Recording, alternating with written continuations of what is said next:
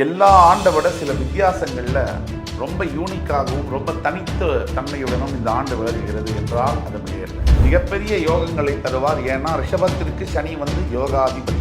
நீங்கள் எடுக்கக்கூடிய டிசிஷன்ஸு சரியாக வரணும் அப்படின்னா அதுக்கு சனியுடைய துணை இல்லாமல் உங்கள் வாழ்க்கையில் சனி பகவான் ஏழை மக்களை குறிப்பவர். தொழிலில் தேக்க நிலை இதெல்லாம் உடஞ்சு தடங்கல்களாக இருந்த காரியங்கள் நிறைவேறும். திடீர் அதிர்ஷ்டம் யோகமாக இருக்கட்டும், இதெல்லாம் ரிஷபராசி என்பவர்களுக்கு வரக்கூடிய வாய்ப்புகள் 100%.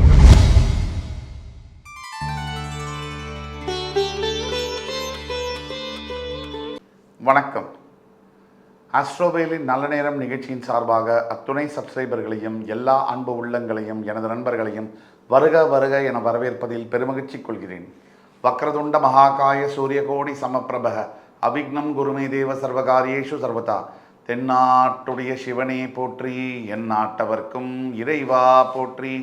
அன்பர்களே நண்பர்களே, இந்த புத்தம் புதிய காணொலியில் உங்கள் அத்துணை பேரையும் சந்திப்பதில் மிக்க மகிழ்ச்சி கொள்கிறேன். புத்தாண்டு, ஆங்கில புத்தாண்டு 2025, இந்த வெகுவாரியாக பேசப்படுகின்ற இந்த புத்தாண்டு நிகழ்ச்சியில் பல தொலைக்காட்சிகளிலும் உங்களை சந்திச்சிருக்கேன். விஜய் டிவி வாயிலாக, ஜீ தமிழ், தமிழா வாயிலாக அத்துணை தொலைக்காட்சிகளிலும் உங்களை சந்தித்ததில் பெருமகிழ்ச்சி கொள்கிறேன். இன்றைக்கி நம்ம பேச போகிறது இந்த புத்தாண்டு பலன்கள் வரிசையில் 3 முக்கிய பயிற்சிகள் இருக்கக்கூடிய இந்த புத்தாண்டில் ரொம்ப மிகப்பெரிய ஒரு முக்கியமான ஒரு புத்தாண்டாக பார்க்கப்படுகிறது. ஆங்கில புத்தாண்டு வகையிலேயே இந்த ஆண்டு மிகப்பெரிய ஒரு கிரக மாற்றங்கள்லாம் இருக்குது. அதனால் ஒவ்வொருவருடைய வாழ்க்கையில் கூட நிறைய மாற்றங்கள் எதிர்பார்க்கப்படுகிறது. சிலருக்கு பல முன்னேற்றங்களையும் வெகு சிலருக்கு சில தடுமாற்றங்களையும் கொடுக்கக்கூடிய இந்த ஆண்டு எல்லா ஆண்டை விட சில வித்தியாசங்களில் ரொம்ப யூனிக்காகவும் ரொம்ப தனித்த தன்மையுடனும் இந்த ஆண்டு விளங்குகிறது என்றால் அது மிகையில்லை. கிட்டத்தட்ட 30 வருஷத்துக்கு பிறகு சனீஸ்வர பகவான் தன்னுடைய முழு சுழற்சியை முடிக்கிறார். அதாவது அந்த ஒரு சர்க்கிள் மாதிரி.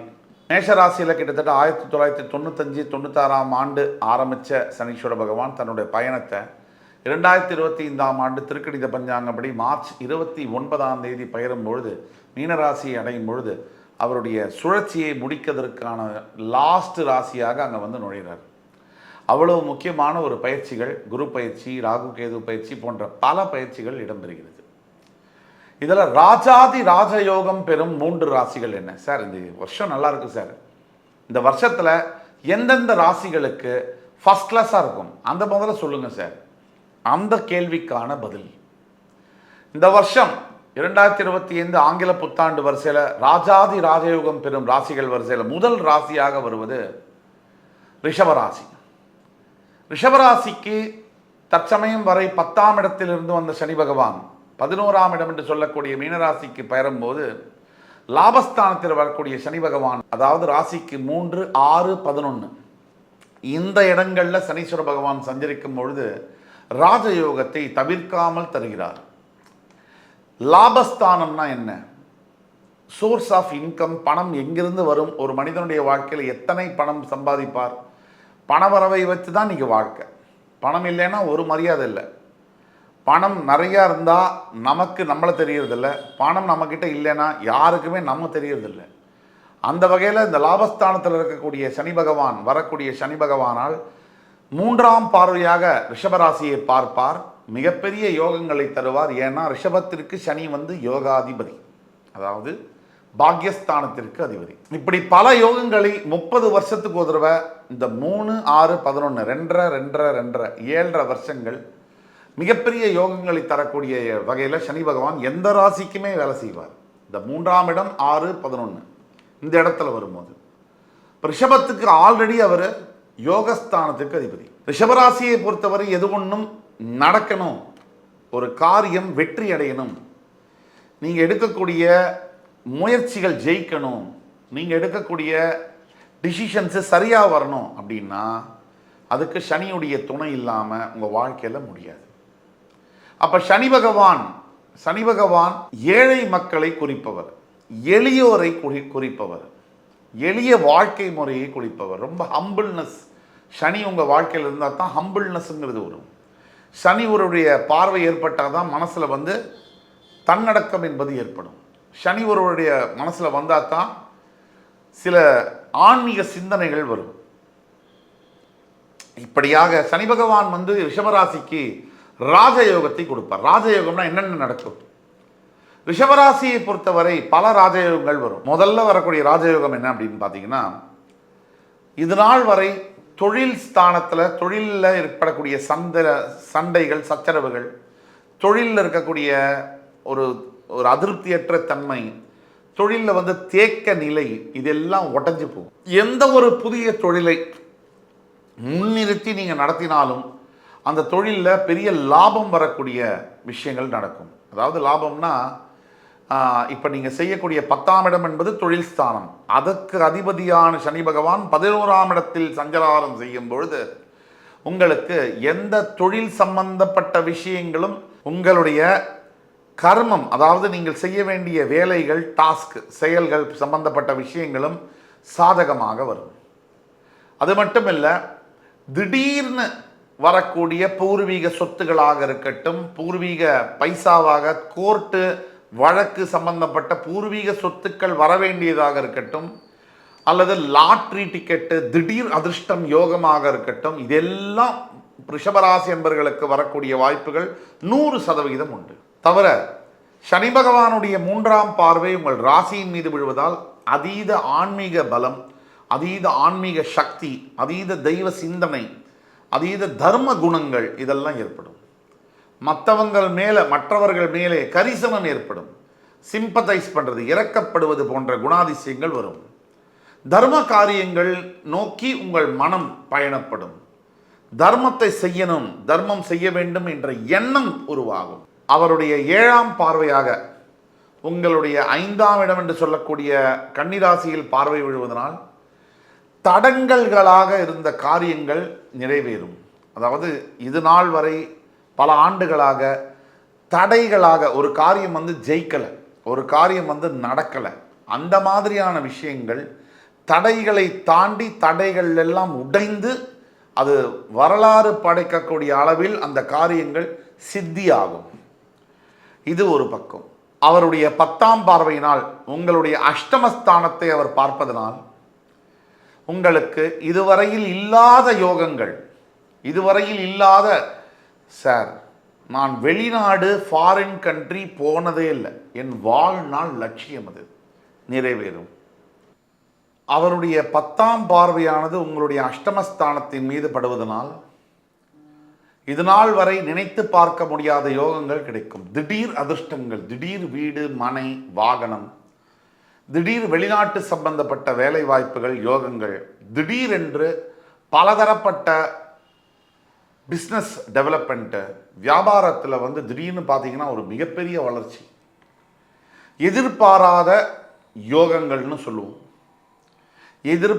இதுவரைக்கும் நடக்கவே நடக்காது, இதுவரைக்கும் வாய்ப்பே இல்லை அப்படின்னு நம்ம நம்பக்கூடிய பல யோகங்கள் நடக்கும். இந்த சோஷியல் மீடியாவை பொறுத்த வரைக்கும் ஹேட்டர்ஸ், அதாவது எப்பவுமே வெறுப்பாளர்கள், எதையுமே தப்பாகவே பேசக்கூடிய, நெகட்டிவாக பேசக்கூடிய கண்ணோட்டமுடையவர்கள் எல்லா இடத்துலையும் இருப்பாங்க. சோஷியல் மீடியாவில் எஸ்பெஷலி நிறையா இருப்பாங்க. பெரிய மகான் ராகவேந்திர சுவாமியே பேசினாலும் அவங்க அதை தான் பேசுவாங்க. அதை பற்றி நம்ம கவலைப்பட போகிறதில்ல. ஆனால் உங்களுக்கு ரிஷபராசி என்பவர்களுக்கு மிகப்பெரிய யோகமான மாற்றங்கள், வாழ்வையே மாற்றக்கூடிய மாற்றங்கள் நடக்கும். இந்த 8ஆம் இடம் என்பது திடீர் யோகம். திடீர் யோகம்னா சரியான யோகம். யோகம்னா சாதாரணமாக வரக்கூடிய யோகம் இல்லை. ஒரு 100 ரூபாய் சம்பாதிச்சுட்டு இருந்தவருக்கு ஒரு 10 கோடி கிடைச்சா எப்படி இருக்குமோ அந்த மாதிரியான யோகங்கள் ரிஷபராசி என்பவர்களுக்கு வரக்கூடிய வாய்ப்பு உண்டு. அதே மாதிரி சனீஸ்வர பகவானுடைய 10ஆம் பார்வைப்படக்கூடிய உங்கள் அஷ்டமஸ்தானத்தில் ஃபாரினில் யார் யார் படிக்கணும், வேலை செய்யணும், எல்லாமே, கல்யாணம், செட்டில் ஆகணும், பாஸ்போர்ட், விசா எல்லாமே நடக்கும். தவிர வண்டி வாகனங்கள் சொல்லுவோம், நம்ம ஒரு ப்ரைடுன்னு சொல்லுவோம். ஒரு இடத்துல வண்டி, நல்ல வண்டி இருந்தாலும் நம்மளை மதிப்பாங்க இந்த காலகட்டத்தில்னு சொல்லுவோம். அந்த வண்டியெல்லாம் கிடைக்கக்கூடிய யோகங்கள் ரிஷபராசி என்பவர்களுக்கு உண்டாகுது. இதெல்லாத்துக்கும் மேலே ரிஷபராசிக்கு லாபஸ்தானத்தில் யோகாதிபதி வருவதனால் பிரிந்து போன உறவுகளை ஒன்றாக சேர்க்கக்கூடிய யோகம். இது அத்தனையும் இந்த 12 ராசியில் முதலாவதாக வரக்கூடியது ராஜாதி ராஜயோகம் பெறக்கூடியது ரிஷப ராசி. இதற்கு அடுத்தபடியாக அதுக்கு ஈக்குவலாக ரிஷபத்துக்கு ஈக்குவலாக ட்ராவல் பண்ணக்கூடிய ராசி துலாம் ராசி. ஏன்னா துலாம் ராசிக்கு நான் ஏற்கனவே சொன்னேன், 3, 6, 11ஆம் இடங்களுக்கு சனீஸ்வர பகவான் ராசியின் 3, 6, 11ஆம் இடங்களுக்கு வரும்பொழுது மிகப்பெரிய யோகங்களை வழங்குகிறார். 30 வருஷத்தில் மொத்தத்தில் சனி பகவான் இந்த 7.5 வருஷம் கடுமையான கஷ்டங்களை கொடுக்கிறார் 7.5 சனியின் மூலியமாக. அதாவது ராசியுடைய பின் வீடு, ராசியுடைய முன் வீடு, இந்த வீடுகளில் இருக்கும்போது 7.5 வருஷம் வாட்டி வதைக்கிறார் என்பதுதான் உண்மை. இன்னொரு 7.5 வருஷம் பயங்கரமான யோகங்களை தருவார். அது எந்த 7.5 வருஷம் அப்படின்னா ராசியுடைய 3, 6, 11 இந்த இடங்களில் வரும்போது 30 வருஷம்னு நான் எப்படி சொல்கிறோம் அப்படின்னா, ஒரு ராசியில் 2.5 வருஷம் அப்படிங்கிற அடிப்படையில் 12 ராசிக்கு 30 வருஷம் ஆகுது. இந்த 30 வருஷத்தில் 7.5 இயர்ஸ் வந்து வெறும் பிரச்சனைகள், கொடிய பிரச்சனைகளையும் 7.5 இயர்ஸ் நினைத்து பார்க்க முடியாத யோகங்களையும் தருவது தான் சனீஸ்வரனுடைய இயல்பு. ஏன்னா அவர் தர்ம காரகன், தர்மத்தின் தலைவன் சனீஸ்வர பகவான். ஆக இதுக்கு அடுத்தபடியாக துலாம் ராசின்னு நம்ம சொன்னதுக்கு காரணம், உங்கள் ராசியின் 5ஆம் இடம் கும்பத்திலிருந்து 6ஆம் இடம் என்று சொல்லக்கூடிய மீனத்திற்கு வருகிறார் சனி பகவான். இப்போ ரிஷபத்துக்கு அது மட்டும் தானா, ஜென்ம குருவாக இருக்கக்கூடிய உங்களுடைய எதிரி குரு பகவான் அஷ்டமாதிபதி உங்கள் ராசியிலிருந்து விலகி உங்கள் ராசிக்கு 2ஆம் இடத்திற்கு செல்லுகிறார். இது ஒரு பெரிய ரிலீஃப். இதுதான் ரிஷபத்துக்கு சூப்பராக இருக்குன்னு சொல்கிறோம். அதே மாதிரி உங்கள் ராசியின் 5ஆம் இடத்தில் இருந்து வந்த கேது பகவான், பூர்வ புண்ணியத்தில் இருந்து வந்த கேது பகவான் 4ஆம் இடத்திற்கு கேந்திரஸ்தானத்திற்கு வந்து வலுவடைகிறார் சிம்ம கேதுவாக. அதே மாதிரி உங்கள் ராசியின் 11ஆம் இடத்தில் இருந்து வந்த ராகு பகவான் 10ஆம் இடத்துல வரார். 10ஆம் இடத்துல ராகு இருக்கக்கூடியது யோகம். இப்போ இவ்வளவும் இருக்குது. இதனால தான் ரிஷபத்துக்கு டாப்னு சொல்கிறோம். அடுத்தது துலாம். இப்போ துலாம் ராசி நேயர்களுக்கு 6ஆம் இடத்திற்கு வரக்கூடிய சனியினால் மிகப்பெரிய யோகங்கள். நான் ஏற்கனவே சொன்னபடி துலாம் ராசி என்பவர்களுக்கு வேலை மாற்றங்கள் இப்போ இருக்கு.